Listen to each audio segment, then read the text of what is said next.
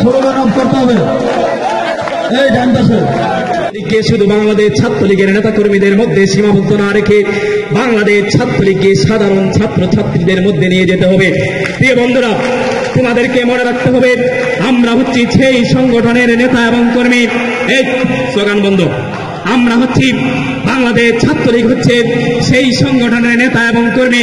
আমরা হচ্ছে এমন এক নেতার কর্মী, জাতির জনক বঙ্গবন্ধু শেখ মুজিবুর রহমান, যিনি আমাদের প্রাচ্যের অক্সফোর্ড খ্যাত ঢাকা বিশ্ববিদ্যালয়ের ৪র্থ শ্রেণীর কর্মচারীদের জন্য তাদের অধিকারের জন্য আন্দোলন করার জন্য তিনি সেখান থেকে বহিষ্কৃত হয়েছিলেন। জাতির জনক বঙ্গবন্ধু শেখ মুজিবুর রহমানকে মাত্র 15 টাকা জরিমানা করা হয়েছিল। বঙ্গবন্ধু ৪র্থ শ্রেণীর কর্মচারীদের জন্য যে আন্দোলন করে বহিষ্কৃত হয়েছিলেন, 15 টাকার বিনিময়ে তিনি সেই জরিমানা দিয়ে সেখানে ছাত্র থাকতে তিনি ইচ্ছুক ছিলেন না, ছাত্র থাকতে চাননি।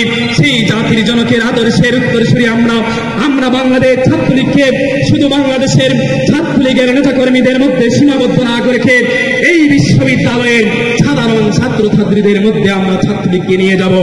আমরা নিজেদেরকে একজন লিডার এবং নেতা হিসাবে না ভেবে আমরা মনে করব এই হাততালি বন্ধ।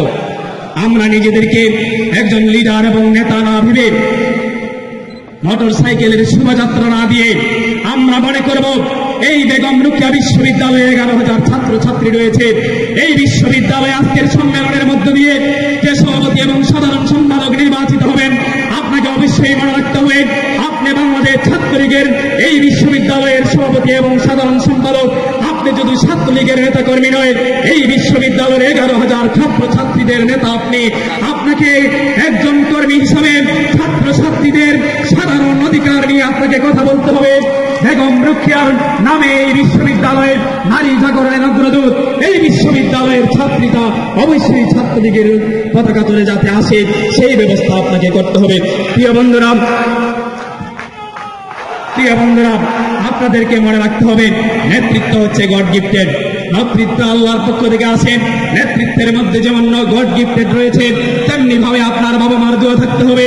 আপনাদেরকে মনে রাখতে হবে এই বিশ্ববিদ্যালয়ে আপনার বাবা মার সমতুল্য শিক্ষক মন্ডলী রয়েছেন, তাদেরকেও শ্রদ্ধার সাথে সম্মান করতে হবে। এই বিশ্ববিদ্যালয়ের যারা বাংলাদেশ ছাত্রলীগের জনপ্রিয় ছাত্র হবে, এই বিশ্ববিদ্যালয়ের সবচেয়ে জনপ্রিয় ছাত্রটি, সবচেয়ে মেধাবী ছাত্রটি বাংলাদেশ ছাত্রলীগের নেতাকর্মী হবে। এই বিশ্ববিদ্যালয়ের শিক্ষক মন্ডলীর সবচেয়ে জনপ্রিয় ছাত্র সেই হবে বাংলাদেশ ছাত্রলীগের নেতাকর্মী। আপনাদেরকে মনে রাখতে হবে বাংলাদেশ ছাত্রলীগের নেতাকর্মীদেরকে অবশ্যই কমান্ড মেনটেন করতে হবে, চেইন অফ কমান্ড মেনটেন করতে হবে। আপনাদেরকে মনে রাখবেন আজকের যিনি